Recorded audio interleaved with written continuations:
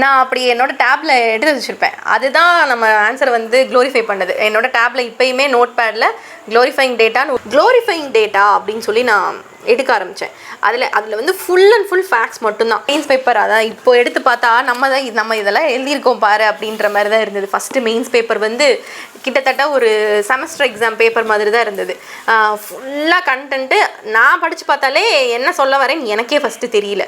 So அதுக்கப்புறம் நான் tune ஆகி என்னோட இது வந்து என்னோட ஃபைனல் அவுட்புட்டு. இது என்னோட ஃபைனல் அவுட்புட்டோட ப்ரெசன்டேஷன். இருக்கிற கீ பாயிண்ட் அவர் தேடாமல் கண்ணில் படுறதுக்கு என்னெல்லாம் பண்ணலாம் அப்படின்றத நான் வந்து யோசித்தேன். ஸோ ஃபஸ்ட்டு நான் முதல்ல பண்ண தப்பு என்னன்னா, ஒரு இன்ட்ரடக்ஷன் வந்து இப்போ இருக்கிற டிஎன்பிசி ட்ரெண்டுக்கு ஏற்ற மாதிரி புதுசாக அப்டேஷன் ஆகி வந்திருக்கு. பேராசிரியர் கா வெங்கடேசன் அவர்களுடைய இந்த தமிழ்நாடு நவீன காலம் தற்காலம் இந்த 2 புத்தகம் 700 ரூபாய். இதை வாங்குறவங்களுக்கு இந்த திருக்குறள் கட்டுரை முழுவதும் இலவசமாக தராங்க. 300 ரூபாய் மதிப்புள்ளது. வர்த்தமானன் பதிப்பகம் மிக மிக மலிவான விலையில தான் போடுவாங்க. கொரியர் சார்ஜ் இலவசம். யூத் பேப்பரின் இனிய வணக்கம். யூத் பேப்பர் நேயர்களுக்கு வணக்கம்.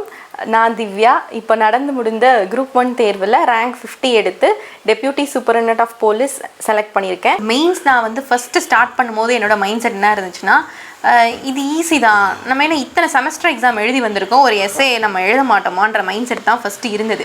இதில் நான் ஃபேஸ் பண்ண பெரிய சேலஞ்ச் என்னென்னா, எனக்கு வந்து ப்ரெசன்டேஷன் வந்து என்னோட ப்ளஸ் பாயிண்ட் காலேஜ் படிக்கும்போது. ஆனால் காலேஜில் என்ன விஷயம்னா, நம்ம வந்து கலர் ஸ்கெட்ச் பென்ஸ் வந்து ஸ்டிக் பென்ஸ் வந்து யூஸ் பண்ணலாம். ஸோ அப்படி யூஸ் பண்ணும்போது எனக்கே தெரியும் என்னோட பேப்பர் வந்து இன்னும் எலிவேட்டட் கடுது. பட் அது வந்து இங்கே இல்லை. இங்கே வந்து ஃபோலன்னா மோனோ கலர் தான், ஒரே கலரை தான் யூஸ் பண்ணணும். ஸோ அப்படி இருக்கும்போது நம்ம எப்படி ஹைலைட் பண்ணி காட்டுறது அப்படின்றத வந்து நான் ஃபஸ்ட்டு திங்க் பண்ண ஆரம்பித்தேன்.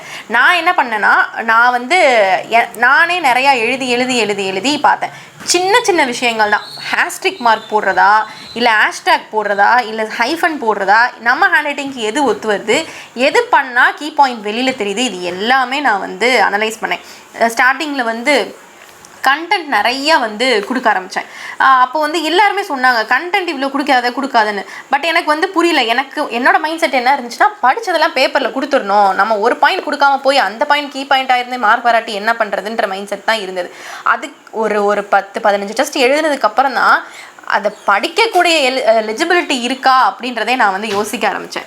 நம்மளே ஒரு 10 பேப்பர் திருத்துறோன்னா நம்ம இவ்வளோ தூரம் நம்மளால் தேடி கண்டுபிடிக்க முடியுமா அப்படின்னு கேட்டேன். ஸோ அதுக்கப்புறம் எவாலுவேட்டரோட வேலையை கம்மி பண்ணுறதுக்கு இருக்கிற கீ பாயிண்ட் அவர் தேடாமல் கண்ணில் படுறதுக்கு என்னெல்லாம் பண்ணலாம் அப்படின்றத நான் வந்து யோசித்தேன். ஸோ ஃபஸ்ட்டு நான் முதல்ல பண்ண தப்பு என்னன்னா, ஒரு இன்ட்ரடக்ஷன் வந்து ஒரு சாதாரணமாக கொடுத்துட்டு நான் நினைக்கிறேன் இதுதான் கீ பாயிண்ட், இதை பார்த்தா மார்க் விழுந்துரும்னு நினைக்கிறத நான் என்ன பண்ணேன், மிடில் ஆஃப் த ஆன்சரில் கொடுக்க ஆரம்பித்தேன்.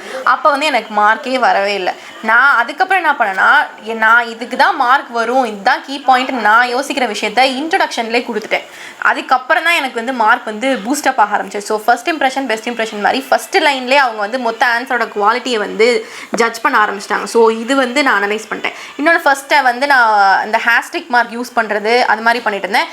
அப்புறம் வந்து ஓவர் நம்பரிங், சப்டைட்டில்னா ரோமன் லெட்டரு. இது வந்து என்னோட ஃபைனல் அவுட்புட்டு. இது என்னோட ஃபைனல் அவுட்புட்டோட ப்ரெசன்டேஷன்.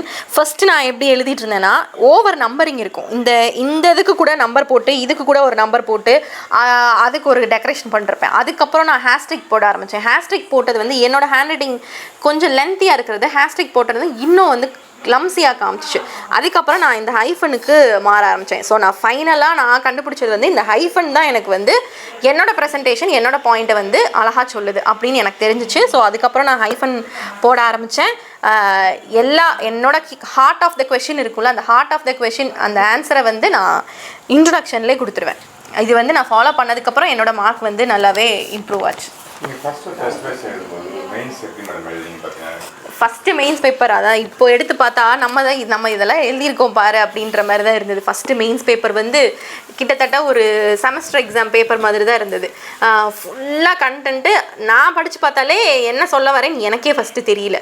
ஸோ அதுக்கப்புறம் நான் டியூன் ஆகி என்னோட ஃபஸ்ட்டு எழுதின மெயின்ஸ் பேப்பருக்கும் நான் கடைசியாக எழுதின மெயின்ஸ் பேப்பருக்கும் இருக்கிற டிஃப்ரென்ஸ் பார்த்ததுக்கப்புறம் தான் நம்ம க்ரோத் ஆகிருக்கோம், நம்ம கண்டிப்பாக இந்த எக்ஸாம் கிளியர் பண்ணுவோன்ற நம்பிக்கை வந்து எனக்குள்ளே வந்தது. கண்டென்ட்டை டம்ப் பண்ணேன் ஃபஸ்ட்டு எழுதும்போது. படித்தது எல்லாத்தையும் பேப்பரில் கொடுத்துடணுன்ற மைண்ட் செட்டில் எனக்கு கொஞ்சம் நேச்சுரலாகவே ஸ்பீடாக எழுதுவேன். ஸோ அதனால் அந்த டைம் மேனேஜ்மெண்ட்ன்ற இஷ்யூ எனக்கு வரவே இல்லை. எவ்வளோ பெரிய கொஷின்னாலும் அந்த 3 ஹவருக்குள்ளே நான் முடிச்சிடுவேன். அது எப்படின்லாம் எனக்கு தெரியாது, நான் ஸ்பீடாக எழுதுவேன். அதை வந்து பண்ண ஆரம்பிச்சது அது வந்து எனக்கு நெகட்டிவாக போக ஆரம்பிச்சிச்சு. நான் ஸ்பீடாக எழுதுறதுனால நான் என்ன பண்ணிட்டேன், ஒரு லைன் ஒரு ஸ்பேஸ் கூட விடாமல் டாப் டு பாட்டம் ஃபில் பண்ண ஆரம்பித்தேன். ஆனால் டைமுக்குள்ளே முடித்தேன். பட்டு இந்த டைம் மேனேஜ்மெண்ட்டே எனக்கு ஒரு பெரிய நெகட்டிவ் ஆச்சு. ஸோ அதுக்கப்புறம் போக போக நான் அனலைஸ் பண்ணி நானே படித்து பார்க்கும்போது இது எந்த பாயிண்ட்டை பற்றி எந்த பாயிண்ட்டுக்கு மார்க் கொடுக்குறதுன்றது கேள்வி எனக்குள்ளே வந்துச்சு. ஸோ அதுக்கப்புறம் தான் நம்ம என்னதான் ஸ்பீடாக எழுதினாலும் இவ்வளோ கண்டென்ட் தேவையில்லை, என்ன தேவையோ அதை மட்டும் கொடுக்கலாம், அதை எந்த இடத்துல கொடுக்கணுன்றது வந்து டே பை டே தான் எனக்கு தெரிய ஆரம்பிச்சிச்சு. அதுக்கப்புறம் நான் அதை வந்து ரெக்டிஃபை பண்ணதில் எனக்கு நல்ல ஒரு சக்ஸஸ் கிடச்சி. குரூப் 2 மெயின்ஸ் பொறுத்தளவுக்கு எனக்கு அப்போ வந்து கரண்ட் அஃபேர்ஸ் அப்படின்றதில் வந்து பெருசாக ஒரு இது கிடையாது, ஒரு நம்பிக்கை கிடையாது. மெயின்ஸுக்கு வந்து கரண்ட் அஃபேர்ஸ் நம்மளை யூனிக்காக காட்டும். ஆனால் எல்லாருமே சொல்லுவாங்க கரண்ட் அஃபேர்ஸ் வந்து யூனிக்காக காட்டும் அப்படின்னு. ஆனால் எனக்கு வந்து எடுத்தோடனே இந்த ஸ்டாட்டிக் சிலபஸ் எல்லாம் முடிச்சிருவோம், அதுக்கப்புறம் கரண்ட் அஃபேர்ஸ் வருவோம் அப்படின்னு நினச்சேன். பட் ஆனால் நம்மளை வந்து உண்மையாகவே யூனிக்காக காட்டக்கூடியது வந்து கரண்ட் அஃபேர்ஸ் தான். அதை நான் எப்படி அதுக்கப்புறம் ஏன்னா எனக்கு நல்ல டைம் இருந்தது, ஒரு 8 மந்த்ஸ் கிட்ட கேப் இருந்ததுனால என்னால் நல்லா டியூன் பண்ணிக்க முடிஞ்சிச்சு என்னை மெயின்ஸுக்கு. அதுக்கப்புறம் லேட்டரான் வந்து இல்லை current affairs maths a difference அப்படின்னு நான் புரிஞ்சுக்க ஆரம்பித்தேன். அதுக்கப்புறம் நான் என்ன பண்ண ஆரம்பித்தேன்னா க்ளோரிஃபைங் டேட்டா அப்படின்னு சொல்லி நான் எடுக்க ஆரம்பித்தேன். அதில் வந்து ஃபுல் அண்ட் ஃபுல் ஃபேக்ட்ஸ் மட்டும்தான். அந்த மாதிரி நான் வந்து எக்ஸாம் போகிறதுக்கு முன்னாடி ஒரு 150 ஃபேக்ட் எழுதி வச்சுருந்தேன்.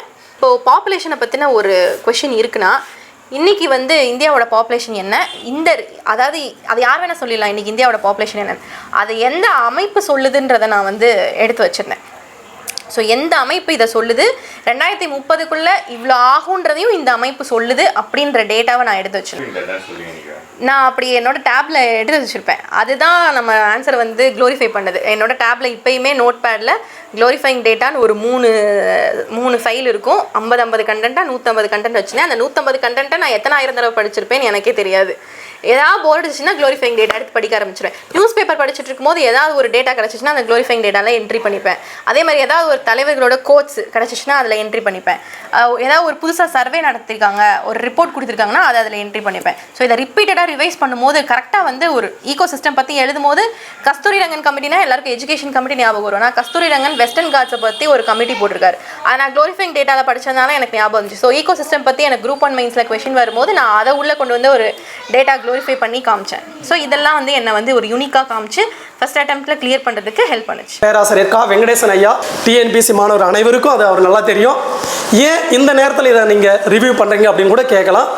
ஏன்னா இப்போ இருக்கிற டிஎன்பிசி ட்ரெண்டுக்கு ஏற்ற மாதிரி புதுசாக அப்டேஷன் ஆகி வந்திருக்கு. நிறைய தகவல்கள் கூடுதலாக உள்ளே சேர்த்துருக்கோங்க. அதனால் ஸோ இது இப்போது கண்டிப்பாக என்னது, நீங்கள் மற்ற முன்னாடி இருந்த புத்தகம் விட இப்போ இருக்கிற புத்தகம் இப்போ அப்டேஷன் ஆகி வந்திருக்குன்ற தகவல்களை தேர்வராகிய உங்களுக்கு சொல்லணுன்றதுக்காக தான் இந்த ரிவ்யூவை நாங்கள் போடுறோம். வர்த்தமானன் பதிப்பகம் மிக மிக மலிவான விலையில் தான் போடுவாங்க. பேராசிரியர் கா வெங்கடேசன் அவர்களுடைய இந்த தமிழ்நாடு நவீன காலம் தற்காலம் இந்த 2 புத்தகம் 700 ரூபாய். இதை வாங்குறவங்களுக்கு இந்த திருக்குறள் கட்டுரை முழுவதும் இலவசமாக தராங்க. 300 ரூபாய் மதிப்புள்ளது. நீங்கள் அஞ்சல் வழியாக பெறணும் அப்படின்னா ஸ்க்ரீனில் தெரிகிற வாட்ஸ்அப் நம்பருக்கு புத்தகத்தோட பேர் ப்ளஸ் உங்களுடைய முகவரி அனுப்பினா போதும். கொரியர் சார்ஜ் இலவசம்.